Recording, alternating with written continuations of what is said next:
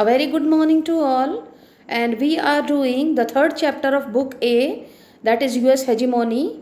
And in this regard, only today we will be discussing the topic India's relationship with the US. Uh, Previously, we have discussed that America is the hegemon of the world, the most powerful country of the world. So that is very much important. Being an Indian or coming from the country India, that is very much important. That what kind of relationship India is having, we discuss that what kind of relationship India is having with the US. So we will be discussing, and whatever the kind of relationship India is having with the US right now. Before we come to that, let's talk about some of the things which discussed from the history. Soon after independence, India got independence in 1947, and soon after this, the Second World War, there was the condition of Cold War. We know it. So, India needed some technical support. India needed economic support as well to grow. And during that era, during that time, India decided to be friendly with the USSR. And this 5-year plan as well, and there are a number of things. When we talk about our military also, there were number of, I must say that USSR helped us. So India was in a side which was towards the side which was quite opposite to the US, when the whole world was divided into two poles, two power blocks.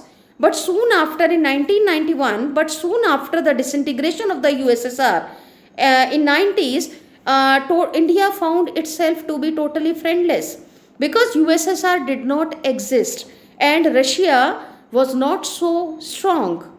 They were making themselves.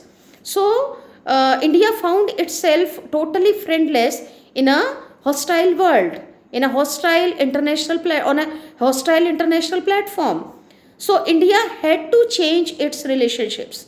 India had to change its policies, which proved to be quite beneficial for us in the upcoming time. And the biggest decision which proved to be very helpful in improving relationships with the US was the decision to liberalize our economy. When we declared ourselves to be an open market, and the impressive growth rate of Indian economy, it played a very important role in improving our relationships with every other country of the world, and of course including US. When we talk about the US, of course India is having very not exactly, I will not use the word good. Why is it? It's not that we are having hostile relationship and all, even during this corona crisis also, India has helped them a lot by supplying that medicine and all, and in return, of course, America is helping us in standing up so far economy is concerned, a number of other things which will be decided soon after the corona crisis, and number of things are happening around which, and it will be quite visible, obvious soon after when the world comes out of this crisis. But still there are number of ways by which, there are number of facts by which the close relationship between India and America can be discussed. So here are some points. The US absorbs about 65% of India's total exports in the software sector. So US is the biggest importer in the in India's market of software. 35% of the technical staff of Boeing is estimated to be Indian one. More than 300,000 Indians work in the Silicon Valley. 15% of all high-tech startups are Indian Americans. So Indians have played a very important role in the development of American economy. And even nowadays, the example of Bobby Jindal is over there. They are participating in American politics as well. So Indian American relationships, they are totally interdependent ones. But of course, America is a hegemony. America is an hegemon country, and like any other country, India also analyzes, India also faces this issue, that what kind of relationship can be developed or can be practiced with the US, because nobody can deny its power, the limitless power. And in this world, Of course, India has to go for its profit also. India has to keep itself on safe side also. At the same time, India has to take care of its economy. India has to take care of its growing military power as well. So there are 3 points. There are three analysis which come up by three types of people, by three schools of thinking, when we talk about what kind of relationship should India have with America. And there is a group of people, there is a there is a school of thinking which says that, they always take this American hegemony only and only in terms of military power. They get fearful, they get scared of the growing relationship, the growing closeness between India and America, because when they take this hegemony only and only in terms of military power, they think that way, that the growing closeness of India and America, it can lead to a big disaster, because definitely number of different groups will emerge, of different countries will emerge on the international platform. There might be different kinds of insecurities which may take place in the minds of other countries, and as a result of that, some big disaster, maybe third world war, can take place. So that is the reason they suggest that India should keep a distance from America, and India should keep itself aloof from America, and it should focus more upon its national development. The another, which is I personally am of this opinion that when the entire world is turning into a global village, practically it is not possible.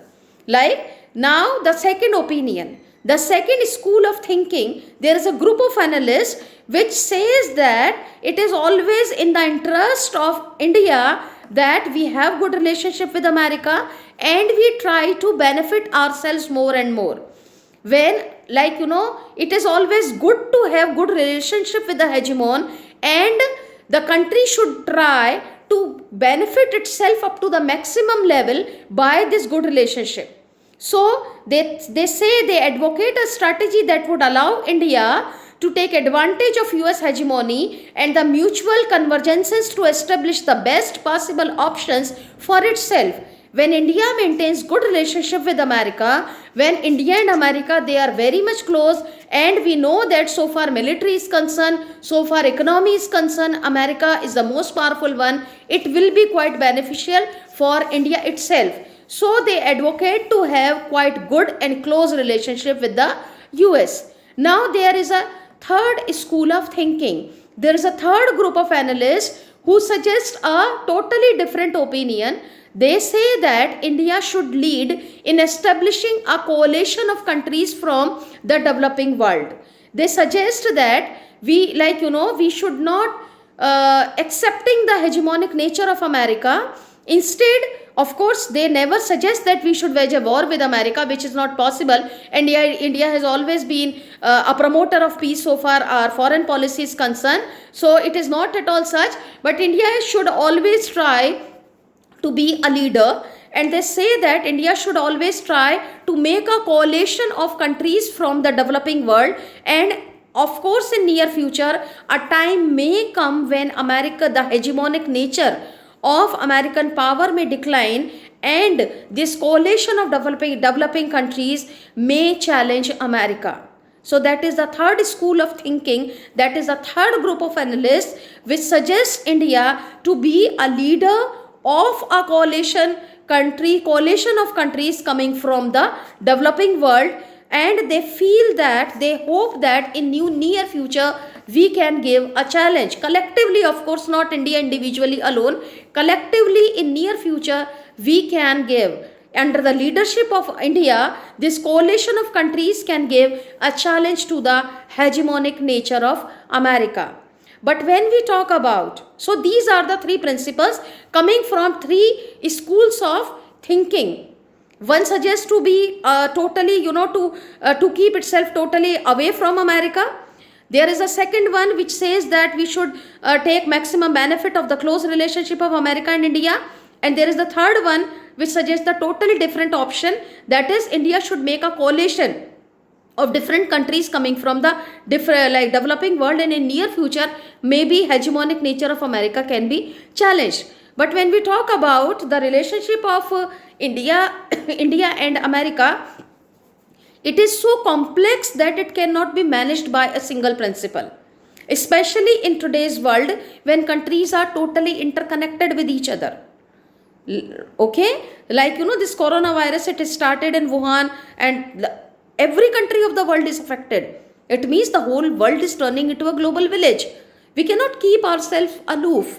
So these three principles, it's better, the best option would be when these three principles are are followed collectively, and this is what India is doing nowadays. So far its benefits are concerned, India does not compromise. So far the second principle is concerned, that we should be taking the maximum advantage of the closeness of the relationship.